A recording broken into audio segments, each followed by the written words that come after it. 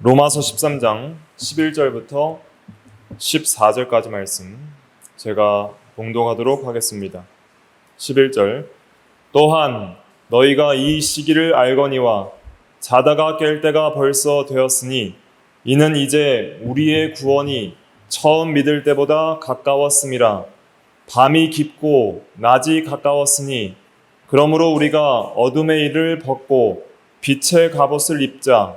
낮에와 같이 단정히 행하고 방탕하거나 술 취하지 말며 음란하거나 호색하지 말며 다투거나 시기하지 말고 오직 주 예수 그리스도로 옷 입고 정욕을 위하여 육신의 일을 도모하지 말라. 아멘. 이 시간 말씀의 제목은 12절 하반절 근거로 해서 어둠의 일을 벗고 빛의 갑옷을 입자. 어둠의 일을 벗고 빛의 갑옷을 입자, 이런 제목으로 하나님 말씀을 증거하겠습니다. 11절 같이 읽어볼게요. 시작.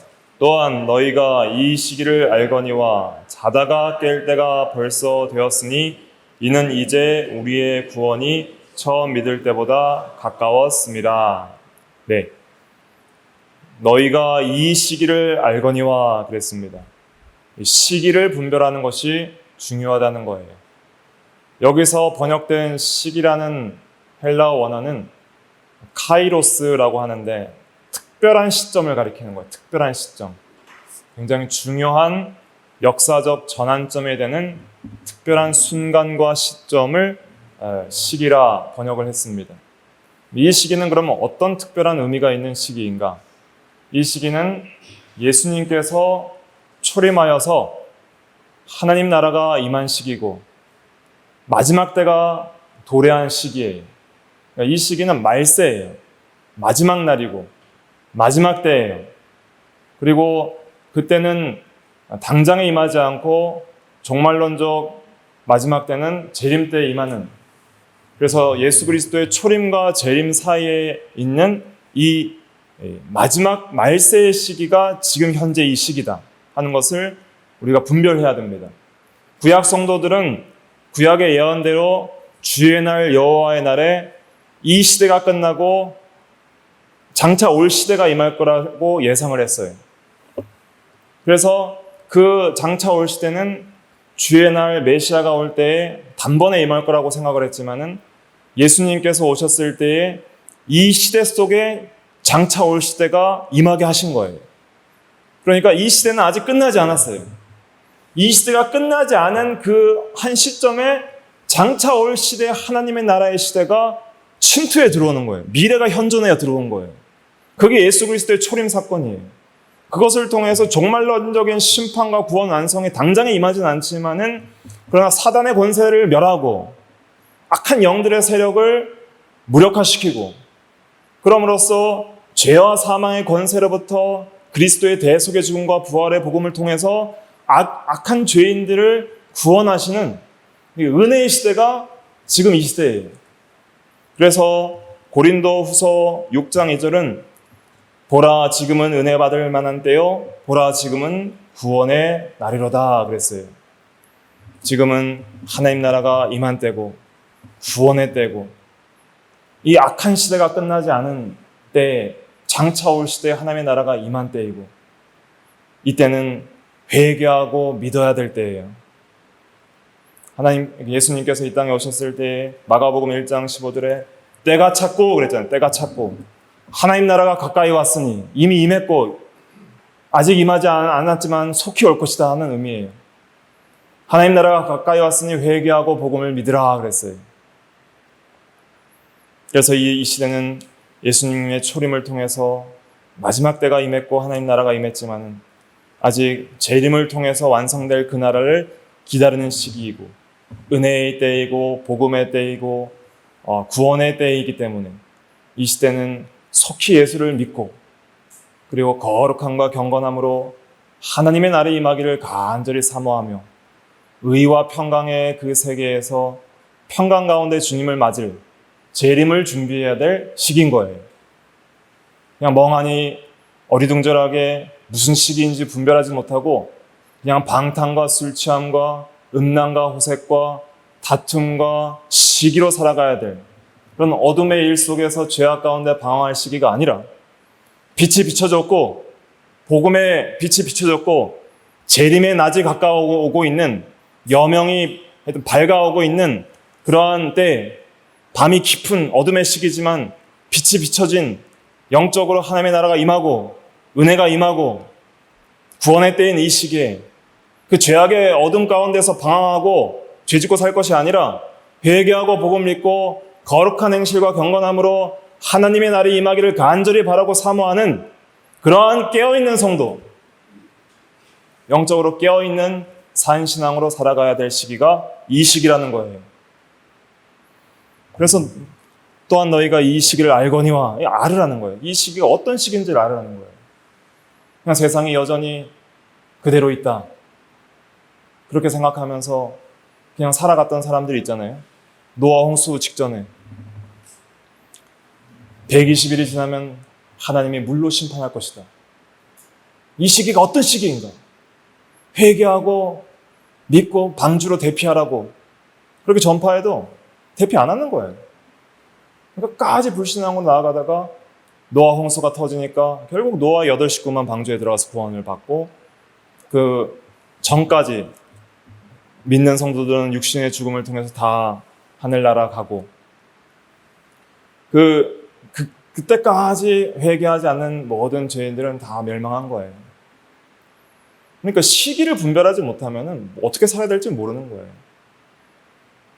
그래서 이 시기를 알거니와 자다가 깰 때가 벌써 되었으니 자다가 깰 때가 잘 때가 아니다 이제는 깰 때다. 자다가 깰 때가 벌써 되었으니 그랬습니다. 잔다는 것은 무엇인가? 잔다는 것은 영적으로 신앙의 잠을 잔다는 뜻이에요. 자는 사람이나 죽은 사람이나 겉모습은 똑같아요. 그것처럼 이건 성도들에게 하시는 말씀이에요. 이미 영적 생명이 있는 자들에게 영적인 생명, 예수 믿고 영원히 중생해서 하나님의 생명이 그 안에 있는 하나님에 대해 살아있는 사람들에게 하는 말씀이에요. 예수 믿는 너희들아, 하나님에 대하여 살아있는 너희들아, 자다가 깰 때가 벌써 되었다. 언제까지 자려느냐? 잔다는 것은 이 신앙의 잠을 잔다는 것인데 죄 짓는 삶을 산다는 뜻이에요. 죄 짓는 삶을. 하나님에 대하여 의를 행하는 것이 깨어있는 거예요. 그래서 그 고린도전서 15장 34절에 보면 깨어 의를 행하고 죄를 짓지 말라 그랬어요. 빛 가운데를 행하는 거예요. 깨어있는 성도는 항상 하나님 앞에 깨어있는 거예요. 예수님께서는 시험에 들지 않게 깨어 기도하라 그랬어요. 깨어있는 건 기도하는 것이고 깨어있는 것은 의를 행하며 죄를 짓지 않는 것이 깨어있는 거예요. 항상 하나님의 살아계심을 보고 하나님 앞에서 자기를 세우고 그리스도의 천상적 통치를 믿으면서 그리스도의 초림은 지상에 임했고 지상적 통치가 하나님 나라의 통치가 임하게 했고 여전히 승천 이후에 하나님 보좌 우편에서 하늘과 땅의 모든 권세를 가지고 천상적으로 지금 다스리고 계시는 그 왕권을 행사하시는 시대가 이 시대예요. 이 시대에 그리스도를 왕으로 섬기는 우리 모든 성도들은 그리스도의 통치에 무릎 꿇고 복종하면서 그의 나라가 우리 가운데 임하게 해달라고 구하면서 그의 나라와 그의 의를 구하면서 말씀과 성령으로 성도들을 다스리는 그 은혜의 통치를 구하고 그러면서 하나님 앞에 순종하는 삶을 살아가는 것이 깨어있는 거예요. 그게 깨어있는 거예요. 하나님 앞에 깨어있고 그리스도 앞에 깨어있고 말씀 앞에 깨어있고 기도로 깨어있는 것. 그게 깨어있는 건데 신앙의 잠을 잔다는 것은 전혀 하나님 생각도 안 하고 그리스도가 왕으로서 다스린다는 하나님의 나라의 통치에 대한 신령한 지식도 없고 그냥 세상만 바라보고 사는 거예요. 무엇을 먹을까? 무엇을 마실까? 무엇을 입을까? 물욕과 정욕과 사욕, 눈의 정욕, 물질의 정욕, 안목의 정욕, 이생의 자랑 거기에서 빠져서 세상적 가치관에 함몰되어서 아무 생각 없이 먹고 마시고 즐기며 살아가는 그것이 잠자는 거예요. 죽은 것과 같은 거예요. 그래서 에베소서 5장 14절에 뭐라 그랬어요? 잠자는 자여 깨어 죽은 자 가운데서 일어나라. 그리스도께서 비추이시느니라 그랬어요. 그리스도께서 빛을 비추고 있다는 거예요. 계속 너희 심령 가운데. 일어나라, 일어나라. 그리스도께서 다스리시느니라. 그리스도께서 통치하시느니라. 초림을 통해서 하나님의 통치가 이 죄악된 세상 가운데 빛으로 임했고 말씀으로 그것이 전파되고 있는 가운데도 심령이 죽은 자들은 못 보는 거예요. 못 보는 거. 근데 그 영적으로 죽은 자들이 마침내 전부 모든 만민이 볼 때가 있어요. 주를 찌른 자도 볼 것이라 그랬어요. 계시록 1장에 보면. 주님께서 영광 가운데 다시 오실 거예요. 반드시 오십니다. 만왕의 왕 만주의 주께서 영광 가운데 세상을 심판하시고 악인들을 완전히 형벌하시고 택한 성도들을 완전히 구원 완성시키는, 그리고 이 모든 세상의 악함을 불로 정화시키시고 불로 심판하시고 완전히 만물을 새롭게 하고 새하늘과 새 땅에 임하게 하여 그때가 도래할 때 만민이 볼 거예요. 만민이. 그때 가서 보실 거예요? 지금 깨워서 보라는 거예요. 지금. 이 시기가 언제인지. 지금 깨워서 그걸 보라는 거예요. 주님이 하나님 보좌 우편에서 전능하신 왕권을 가지시고 그의 성령과 말씀으로 이 세상을 통치하시는 그 하나님의 나라의 임재를 보라는 거예요. 주께서 다스리신다는 걸 보라는 거예요. 언제까지 잠만 잘 것인가? 경고하는 것입니다. 그러면서 우리의 구원이 처음 믿을 때보다 가까웠음이라 그랬잖아요. 날로 날로 우리의 구원은 가까워지고 있는 거예요. 처음 믿을 때보다. 여러분들이 예수 처음 믿을 때마다 하루하루가 지나는 만큼 우리의 구원 완성이 점점 가까워져요. 우리의 구원이 처음 믿을 때보다 가까웠음이라는 것은 이 구원은 종말론적 구원 완성을 가리키는 거예요. 부활과 이제는 새하늘과 새 땅에서 영화롭게 될 그 완성의 때가 하루하루 가까워지는 거예요. 하루하루 가까워지는 거예요. 재림의 때도 하루하루 가까워지고 우리의 개인적인 종말과 우리의 영혼의 영화의 때도 하루하루 가까워지고 시간이 없어요. 세월을 아끼라 때가 악하니라 그랬어요. 시간이 중요합니다. 게으르게 살면 안 돼요.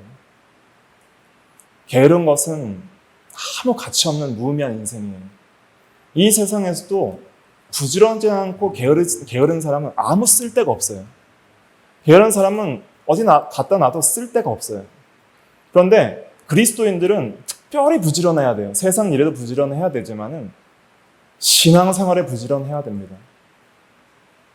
말씀과 기도에 부지런하고 시기를 분별하고 하나님께서 맡겨주신 사명, 문화장사, 성화를 이루어나가는 것, 갈라트 장사, 받은 은사를 활용하여서 주의 일에 힘쓰는 것, 선한 싸움을 싸우고 달려갈 길을 마치고 믿음을 지키는 것, 이런 것들을 분별하면서 내가 오늘날 이 시간에 하나님께서 오늘 생명을 주시고 힘을 주시고 시간을 주실 때 내가 무엇을 하고 살아가야 될 것인가, 각자의 삶의 현장 속에서 어떻게 믿음으로 살아낼 것인가를 생각하면서 날마다 주님을 의지하면서 깨어 의를 행하고 죄를 짓지 말고 항상 시험에 들지 않도록 기도하고 마귀와 죄와 사망의 권세를 이기고 시험을 이기고 인내하고 참고 그렇게 살아나가는 것이, 그것이 깨어있는 거예요. 그것이 산 영혼입니다. 근데 너무 잠자는 성도들이 많으니까 시기를 좀 알고 자다가 깰 때가 벌써 됐다. 언제까지 자르느냐. 사도는 성령의 감동으로 우리에게 책망을 하고 있는 것이죠. 재림이 임박합니다. 재림이 임박해요. 요한계시록 22장 마지막에 내가 속히 오리라 그랬어요. 사도 요한은 아멘 주 예수여 어서 오시옵소서 그랬어요. 그럼 재림의 임박성의 의미를 잘 이해하셔야 돼요. 재림이 임박했다는 것은 이미 2000년 전부터 계시된 말씀이고 2000년 전부터 많은 성도들이 죽어가면서 재림을 사모했어요. 근데 2000년이 지났는데도 아직 재림이 안 임했죠. 그러니까 재림의 임박성이라는 것은 역사적 시간적으로 임박했다는 그런 의미는 아니에요. 우리가 생각하는 의미로, 물론 하나님의 관점에서는 하루가 천년 같고 천년이 하루 같기 때문에 하나님의 관점에서 임박한 게 맞아요. 근데 우리의 관점에서는 시기적으로 당장에 막 이렇게 시한부 종말론처럼 뭐 몇 년 몇 시에 재림이 있을 것이니까 그때까지 뭐 모든 재산을 팔아서 뭐 준비해라, 뭐 그런 이단들 있었잖아요. 다미 선교회가 재림이 있을 것이라고 그렇게 한 임박을 말하면서 사람들을 현혹한 적이 있었잖아요. 그래서 사도 바울은 데살로니가 후서에 가면은 막 그렇게 임박한 것처럼 너희를 미혹하는 자들에 대해서 주의란 말씀도 해요. 그러니까 이 임박성이라는 것은 역사적 시간적으로 당장 뭐 코앞에 있다라는 그런 의미보다는 어떤 의미가 있냐면은 데살로니가전서 5장에 보면 주의 날이 뭐같이 임한다 그랬어요? 도둑같이 임한다 그랬어요. 도둑같이. 그러니까 임박성의 의미는 예상치 못한 한순간에 갑자기 일어날 거라는 거예요. 갑자기 일어난다는 거예요, 재림은. 언제 일어날지 아무도 몰라요. 때와 시기는 하나님께 속한 것이고 그 시기는 알 수 없다 그랬어요, 예수님께서는. 아들도 모르고 아버지만 아신다 그랬어요. 그러니까 갑자기 도둑같이 임하는 임박성이 있기 때문에 준비를 언제 해야 돼요? 내일 해야 돼요? 모레 해야 돼요? 지금 해, 지금. 도둑이 올 걸 알면은 경계태세를 내일 해야 돼요? 모레 해야 돼요? 지금 해야 돼요, 지금. 도둑같이 온다는 것은 주님이 도둑이라는 뜻이 아닙니다. 예상치 못한 시간에 갑자기 임한다는 뜻이에요. 그럼 예상치 못한 시간에 갑자기 임한다는 것은 준비할 때는 지금이라는 뜻이에요. 준비할 때는 지금이다. 그래서 그러한 임박성과 갑자기 임할 것이라는 그러한 생각을 가지고 항상 깨어서 지금 준비하는 거예요. 마태복음 25장에 보면 10처녀 비유가 있잖아요. 5처녀는 기름을 준비하지 못했고 5처녀는 기름을 준비했어요. 준비하는 신앙. 기름 준비는 뭐냐? 기름은 보이지 않는 거예요. 등불, 10처녀가 가지고 있었던 등불은 보이는 거예요. 등불은 신앙적인 행위, 경건의 모양이라 할 수 있죠. 여러분들이 오늘 교회 나와서 이렇게 예배 드리잖아요. 등불이에요. 신앙적, 외형적 모습이에요. 여러분들이 나가서 외형적으로 선을 행하는 것 등불이에요. 밖에 나가서 선한 행실로 살아가는 것 등불의 삶이에요. 너희는 세상의 빛이라. 너희 빛을 사람들에게 비춰. 너희 착한 행실을 보고 하나님 아버지께 영광을 돌리게 하라. 우리의 빛이 뭐냐? 착한 행실이에요. 근데 기름은 뭐냐? 기름은 성경에서 성령의 능력, 성령의 능력을 상징해요. 예수 그리스도께서 성령과 능력으로 기름 부음 받았다는 말씀이 사도행전에 나와요. 그러니까 이 기름은 성령의 능력과 우리 신앙의 능력이에요. 영적 생명의 능력이에요. 그러니까 경건의 능력이에요. 쉽게 말하면 우리 성도들에게 성령께서 은혜를 주셔서 경건의 능력을 주시는 걸 가리키는 거예요. 말씀과 기도에 힘을 쓴 사람들이 받는 경건의 능력이에요. 경건의 모양만 있는 것이 아니라 경건의 능력까지 있는 성도를 가리키는 거예요. 그게 진짜 기름이 있는 성도예요. 그 기름 준비를 잘할 때 그 열처녀 비유에 보면은 열처녀가 이제 신랑을 맞이하는 이런 들러리 같은 사람들인데 신랑이 오면은 신랑을 영접을 해야 돼요. 그런데 신랑이 일찍 왔어요? 밤 늦게 왔어요? 밤 늦게 온 거예요. 밤 늦게. 밤새도록 기다렸는데 안 오는 거예요. 거의 동트기 직전은 새벽쯤에 왔겠죠. 밤이 완전히 깊어졌을 때. 그냥 다 졸며 잘 새요 그랬어요. 그러니까 흑암의 밤이 깊어지면은 다들 성도들이 이렇게 자는 거예요. 잔다는 것이 이렇게 죄악의 밤에 죄악의 이 흑암의 기운에 굴복당하고 이 죄악의 잠을 자는 거예요. 신앙의 잠을 자는 거예요. 근데 기름이 있는 사람은 깨워서 다시 밝힐 수 있는 거예요. 기름 있는 사람은. 기름 없는 사람은 이제 기름 다 떨어졌으니까 기름 사러 가야 돼요. 그러니까 성령의 능력, 성령의 내주, 경건의 능력 이런 것들이 있는 사람은 이 밤에도 깨어서 다시 일어나서 등불을 밝힐 수 있고 선한 행실로 살아갈 수 있는 그러한 힘이 있는 거예요. 그러니까 우리가 재림을 준비하면서 깨워서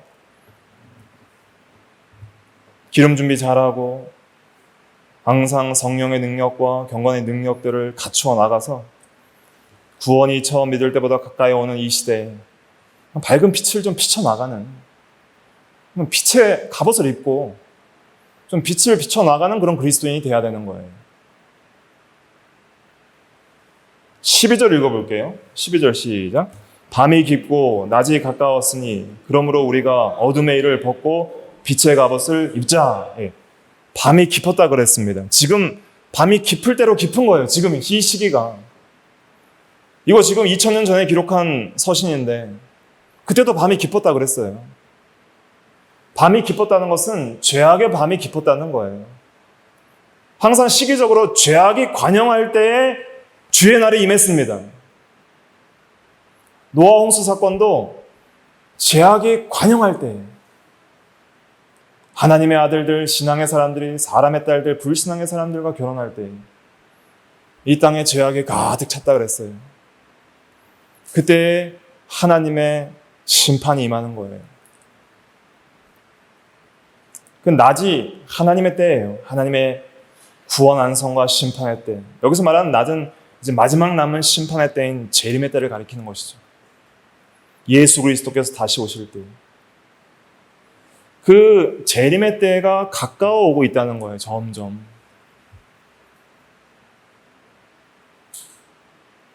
재림은 나 때에 없을 거라 생각하지 마십시오. 여러분 때에 다 당합니다. 여러분들이 전부 재림을 보시는 거예요. 여러분들이 육신적으로 살아있을 때 재림이 임하지 않고 육신적으로 먼저 죽어서 영원히 하늘에 간다 할지라도 데살로니가 전서 4장에 보세요. 주께서 호령과 천사장의 소리와 하나님의 나팔 소리로 온 세상이 진동하도록 영광의 행진가로 그 하나님의 군사들을 이끌고 이 땅에 오실 때 죽었던 자들이 먼저 살아나고 그랬어요. 주 안에서 죽은 자들이 먼저 살아나는 거예요. 성도들이 먼저 살아나는 거예요. 그때까지 살아남은 성도들이 결코 앞서지 못한다 그랬어요. 그러니까 여러분들이 먼저 소천했어도 먼저 살아서 주님의 재림을 맞이할 것입니다. 그렇기 때문에 준비할 시간은 지금밖에 없어요. 지금이 재림 준비할 때예요. 그래서 재림이 임박하다는 것은 아까 말씀드렸죠. 도둑같이 온다는 의미로서 어느 한순간에 갑자기 일어난다는 의미도 있지만은 재림이 임박하다는 것은 그 재림을 준비하기 위해 개인적으로 허락된 시간이 매우 짧다는 거예요. 그리고 언제 끝날지 모른다는 거예요. 재림 준비의 시간이 짧고 언제 끝날지 모른다. 재림 준비는 언제까지 할 수 있어요? 내가 육신의 죽음을 당하기 전까지만 할 수 있는 거예요. 개인적 종말이라 그래요. 육체적 죽음을, 성도의 육체적 죽음, 물론 불신자들도 포함하지만 육체적 죽음을 이 현세적 관점에서 개인적 종말이라 그래요. 그러니까 개인적 종말이 임하기 전까지 우리는 하나님의 나라를 준비할 수 있는 거예요. 근데 그 시간이 매우 짧아요. 이미 여러분들은 많은 시간을 보내셨어요. 우리의 육신의 생애가 70이요. 강건하면 80이라 그랬잖아요. 7, 80 살면 많이 사시는 것이고 좀 더 많이 사시는 분은 90에서 드물게 100세까지 사시는 분들도 있지만 매우 짧은 거예요. 짧은 인생이지만은 또 그때까지 다 살 보장이 없어요. 언제 죽을지 알 수 없어요. 내일이라도 당장 죽을 수 있는 인생이 우리예요. 그러니까 영원히 살 것처럼 생각하지 마시고 언제 우리가 주님을 배울지 알 수 없기 때문에 지금 깨어있는 게 그게 산신앙입니다. 깨어있어야 됩니다. 우리에게 허락된 시간이 언제 끝날지 알 수 없어요. 종료 시기를 알 수 없어요. 재림의 시기도 알 수 없지만 우리에게 허락된 준비 시기가 종료될 시점을 알 수 없는 거예요. 그러니까 임박한 거예요. 그러니까 2000년 전부터 지금까지 모든 성도들에게는 각자가 임박하게 살아오는 거예요. 임박하게. 각자의 삶 속에서 그 삶의 순간에만 준비할 수 있기 때문에 그 삶이 끝나면은 이제 우리는 마지막 때 주님의 재림을 다 먼저 봐야 돼요. 그러니까 준비할 시간은 이 세상에서 육신의 생명이 지속하는 동안에만 준비할 수 있다. 세월을 아끼라 때가 악하니라. 말씀을 하시는 것이죠. 밤이 깊고 그랬습니다. 죄악의 밤이 깊어와요. 낮이 가까웠으니 광명의 낮이 가까우고 있습니다. 우리가 죽기 전까지 밤이 깊은 생활을 할 거예요. 근데 우리의 육신이 죽으면 이제 더 이상 어둠이 없는 세계로 우리의 영혼은 들림을 받게 되겠죠. 또 이제 우주적으로는 이 죄악이 가득 찼을 때 하나님의 때가 되면 이제 이 죄악된 어둠의 세상은 심판받고 광명한 영원토록 낮은 세상이 오는데 그때가 재림 이후에 완성된 미래적 하나님의 나라의 극치예요. 하나님의 나라가 완성되면 다시는 밤이 없다 그랬어요. 계시록 22장에 보면은 21장이죠. 21장 계시록 21장 25절에 보면 거기에는 밤이 없음이라 그랬죠?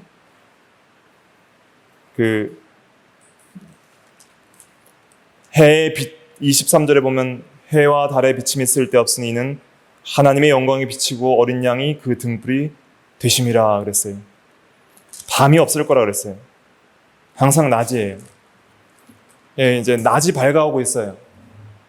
죄악이 종말론적 심판을 받아서 완전히 멸망할 것이고, 악이 멸망할 것이고, 죄악된 밤이 멸망할 것이고, 죄와 사망과 마귀가 완전히 멸망할 것이고, 다시는 사망도 없고, 죄도 없고, 악한 영의 미혹의 역사도 없이 완전한 낮의 세계, 광명의 세계가 오는 거예요. 그럼 빛은 뭘 상징해요? 빛은 의를 상징하는 거예요. 의. 빛이 상징하는 것은 성경에 여러 가지가 있어요. 첫째가 지식이에요. 지식. 그래서 고린도후서 4장 6절에 그리스도 예수의 얼굴에 있는 하나님의 영광을 아는 빛을 비추셨느냐. 아는 빛이라 그랬어요. 빛이 비추면 아는 거예요. 빛은 지식도 상징하고요. 또 빛은 생명이라 그랬어요. 요한복음 1장에는 생명.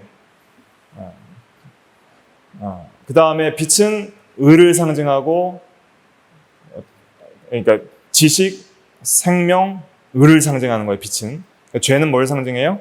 죄는 무지, 죄, 사망을 상징하는 거예요. 그 다음에 어둠이 상징하는 것은 마귀, 또 빛이 상징하는 것은 하나님. 하나님은 빛이시라 그랬으니까. 빛은 이런 걸 상징하는 거예요. 근데 여기서 말하는 빛은 뭘 의미할까요? 여기는 이제 의를 상징하는 거예요. 의. 의가 거하는 바 새하늘과 새 땅을 바라보는도다 그랬잖아요. 베드로후서 3장에. 그러니까 죄악의 밤이 깊어오고 이제 의의 낮이 가까워왔어요. 이제 의로 통치하실 주님의 재림이 가까워오는 거예요. 온 세상이 의롭게 될 그 나라가 가까이 오고 있다는 거예요. 그러므로 우리가 어둠의 일을 벗고 빛의 갑옷을 입자 그랬어요. 벗고 입자. 한번 따라 보실까요? 벗고 입자. 벗고 입자. 네. 옷을 벗는 건 뭘 상징하는가? 옷은 뭘 상징해요? 옷. 의사는 뭘 입어요? 흰색 가운 입죠. 경찰관은 경찰 복을 입고, 소방관님은 소방관 옷이 있고, 군인은 군인 제복이 있잖아요. 옷은 신분을 상징하는 신분, 지위. 또 옷은 사람의 인격을 상징해요. 그 사람이 어떤 마음 상태와 가치관과 인격이 있는지가 외모로 드러나요.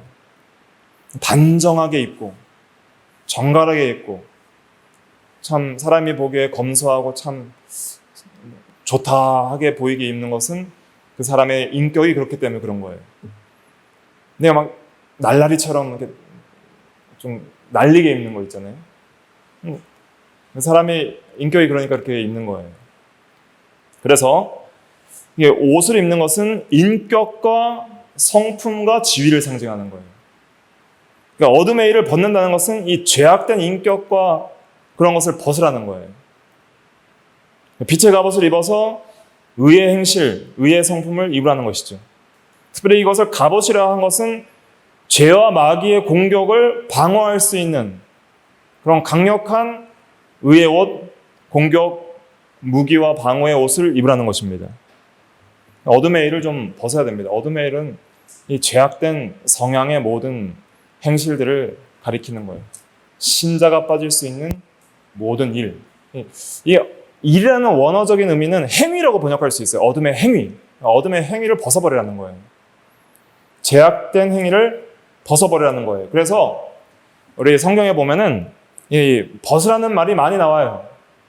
에베소서 4장 22절에 보면 너희는 유혹의 욕심을 따라 썩어져가는 구습을 쫓는 뭘 벗어버리고 옛사람을 벗어버리고, 또 골로새서 3장 8절에 보면은 이 모든 것을 벗어버리라. 곧 분함과 노여움과 악의와 비방과 너희 입에 부끄러운 말이라. 너희가 서로 거짓말하지 말라. 옛사람과 그 행위를 벗어버리고. 분내는 것, 비방하는 것, 특별히 여기서 강조하는 건 부끄러운 말 벗어버리라 그랬어요. 말 조심하라는 거예요. 거짓말하지 말고, 악한 말하지 말고, 더러운 말하지 말고, 음란패사를 하지 말고, 시기 질투하고 남 욕하는 말 하지 말고, 화내는 그런 말 하지 말고, 욕하는 말 하지 말고, 옛사람의 행위를 벗어버리라 그랬어요. 또 히브리서 12장 1절에는 모든 무거운 것과 얽매이기 쉬운 죄를 벗어버리고, 죄를 벗어버리라는 거예요. 빛의 갑옷을 입자 그랬습니다. 그러면 벗어버리는 것은 어떤 게 있는가? 13절 읽어볼게요. 13절 시작. 낮에와 같이 단정히 행하고 방탕하거나 술 취하지 말고 음란하거나 호색하지 말며 다투거나 시기하지 말고. 외우십시오. 11절부터 14절까지 다 외우셔야 돼요. 특별히 13, 14절을 잘 외우셔야 돼요.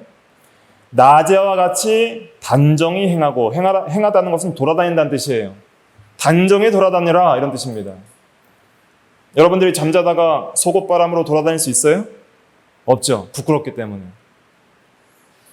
낮에는 부끄럽게 돌아다니지 않아요. 이 밤에는 사람들이 부끄러움을 모르고 헐벗고 돌아다니는 사람들도 많고, 술 취하고 방탕하면서 돌아다니는 사람들 많고, 죄 짓고 돌아다니는 사람도 많은 거예요. 자는 자들은 밤에 자고 취하는 자들은 밤에 취한다고 데살로니가전서 5장 7절에 말했어요. 밤에 죄를 많이 짓고 방탕 술 취하고 부끄러운 일들을 하는 거예요. 도둑질도 밤에 하는 거예요. 그런데 성도들은 그렇게 살지 말라는 거예요. 항상 낮에와 같이 단정히 행하라는 거예요.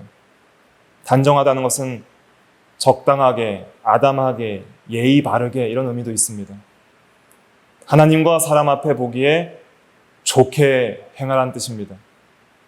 그래서 항상 우리는 부끄럽게 돌아다녀서는 안 되는 거예요. 항상 낮에 돌아다니는 성도들처럼 이 좀 부끄러운 옷, 우리가 잠자다가 속옷바람으로 밖에 나가지 않잖아요. 그러니까 부끄러운 옷, 더러운 옷, 죄의 옷은 좀 벗어버리고 깨끗한 옷, 의의 옷, 영광스러운 옷을 입고 낮에와 같이 좀 단정히 행하는 것이 중요합니다. 그 다음에 방탕하거나 술 취하지 말라 그랬습니다. 방탕은 무엇인가? 방탕이라는 것은 그 과거에 운동선수들이 경기에 승리했을 때나 군인들이 전쟁에 승리했을 때 축하연을 베풀면서 밤새도록 흥청망청 마시는 이 파티 자리를 가리키는 말로 사용되었습니다. 그때에는 술에 취해서 부도덕하고 무질서한 행위를 하기 일쑤였죠. 그때 많이 했던 일들이 광란의 파티, 또 성적으로 난잡하게 관계를 가지는 것, 또 술 취하니까 화가 나가지고 주먹 다짐을 하고 서로 싸우고, 그러다 보면은 심지어 폭동도 일어났다 그래요. 나가서 폭동이 일어나고 막 건물을 파괴하고 사람들을 폭행하고, 그런 이 난잡한 무질서와 무절제와 무도덕한 삶, 그걸 방탕이라고 그러는 거예요. 이것은 일반적으로 술 취함과 항상 동행돼요. 술 취하는 사람들 보면은 항상 목소리가 커져요. 조용하게, 아담하게, 예의 바르게, 그러셨습니까? 이렇게 말하는 사람 거의 보지 못했어요. 항상 가게 가서 뭐 이렇게 치킨집에 가도 치킨 하나 주나도 뭐 술 취하시는 분들은 항상 크게 말해요. 막 이렇게 크게. 깜짝깜짝 놀래요. 그러다 보면은 서로 싸우고 있어요, 또. 그러니까 그러다 보면은 여러 부도덕한 일, 무절제한 일이 일어나는 거예요. 그래서 방탕과 술 취하지 말라 하는 것 같이 가는 거예요. 술 취하는 것은 특별히 술에 먹고 취하는 것뿐 아니라 모든 의도적이고 습관적인 중독이 전부 취하는 거예요. 세상에 취하고 돈에 취하고 쾌락에 취하고 취미에 취하고 여러 이 세상 향락에 취하는 것. 계시록에 보면 음녀의 포도주에 취하게 한다 그런 말이 나오는데, 이것은 음녀는 뭘 가리키냐면 이 불신앙의 세상 문화를 가리키는 거예요. 이 세상 문화에 취하는 것. 그렇게 취하다 보면 사람이 어떤 것이든 취하면 방탕하게 되어 있어요. 뭔가 중독되면 절제가 끊어지기 때문에, 절제가 끊어지면 방탕한 삶으로 이어져요. 여러분들이 어떤 것에 취하든 취하면 안 돼요. 아무리 건전한 취미라도 취하는 데까지 나가서는 안 돼요. 절제해야 됩니다. 아무리 좋은 것도 취하면 안 돼요. 취하면 그때부터 절제가 안 되는, 항상 적당하게 하는 게 중요해요. 방탕하거나 술 취하지 말고, 그 다음에 음란하거나 호색하지 말고. 이 세상은 악하고 음란한 세대입니다.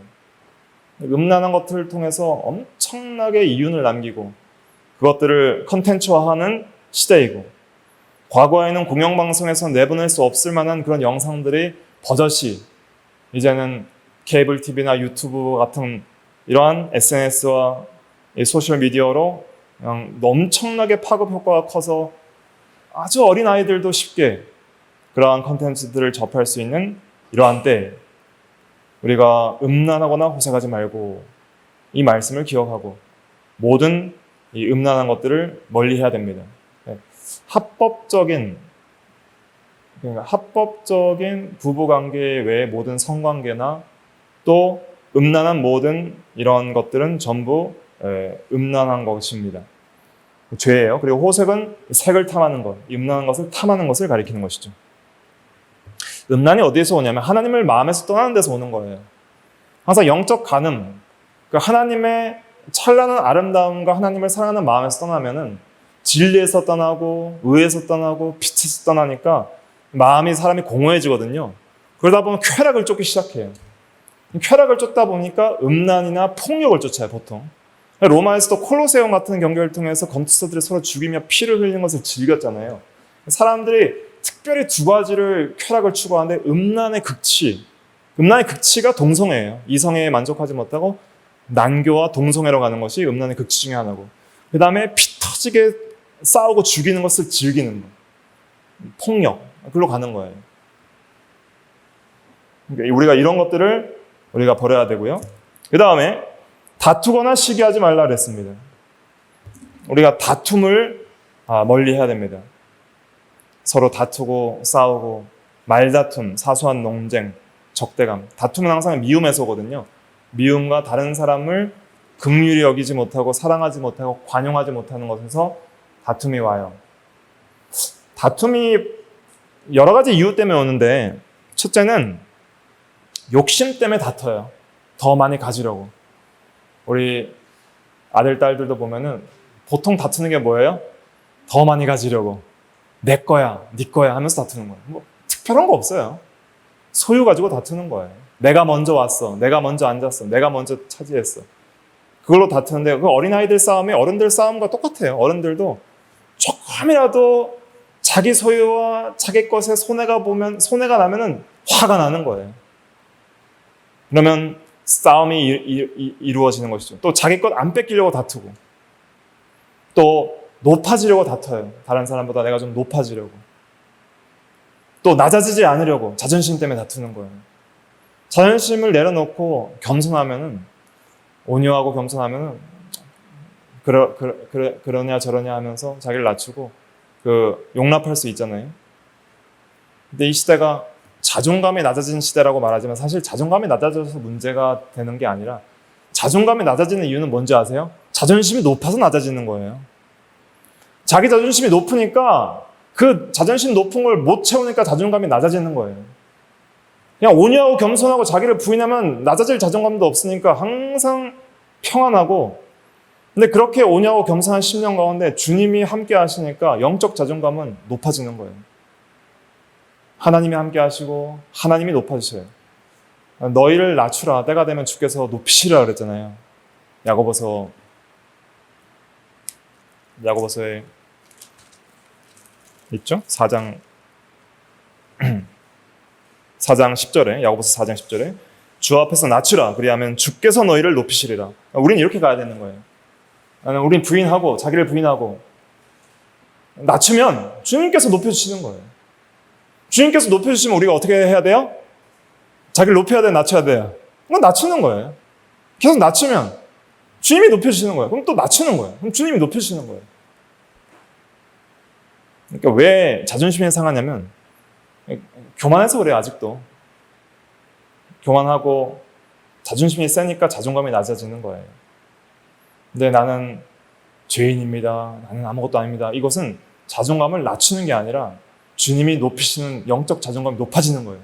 칭의의 은혜가 있고 의롭다 하심의 인정이 있고 하나님이 나의 하나님이 되시고 하나님이 나의 아버지가 되시고 하나님이 나를 지키시니까 얼마나 좋아요.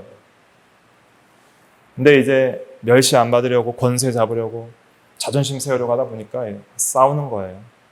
그래서 야고보서 4장에 너희 중에 싸움이 어디로부터, 다툼이 어디로부터 났냐, 너희 지체 중에 싸우는 정욕으로부터 나는 것이 아니냐 하면서 욕심을 내어도 얻지 못하고 살인하며 시기하여도 능히 취하지 못함으로 다투고 싸우는도다.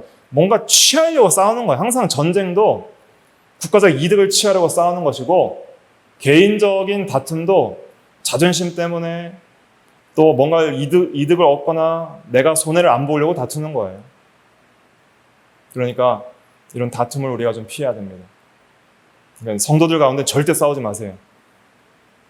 싸우는 목사는 목사 자격도 없는 것이고 싸우는 성도는 성도 자격이 없는 거예요.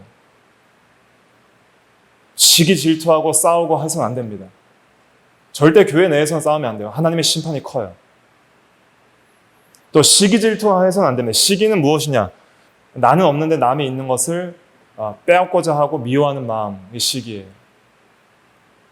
이 시기심을 버리고 우리가 항상 의의 경건의 삶을 살아가야 됩니다. 14절 읽어볼게요. 시작. 오직 주 예수 그리스도로 옷 입고 정욕을 위하여 육신의 일을 도모하지 말라. 네. 예수 그리스도로 옷 입으라 그랬습니다. 예수님의 형상을 잘 입어 나가야 됩니다.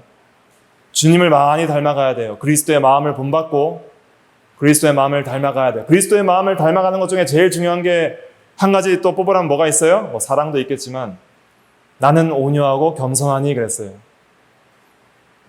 너희는 그리스도의 마음을 본받으라 하면서 빌립보서 2장에 뭘 본받으라 그랬어요? 겸손한 마음, 낮추는 마음, 그걸 본받으라 그랬어요. 천국은 어린아이와 같은 자가 들어간다 그랬고 어린아이와 같이 자기를 낮추는 자가 천국에서 큰 자라 그랬어요. 겸손해져야 됩니다. 겸손하지 않으면 은혜를 받을 수가 없어요.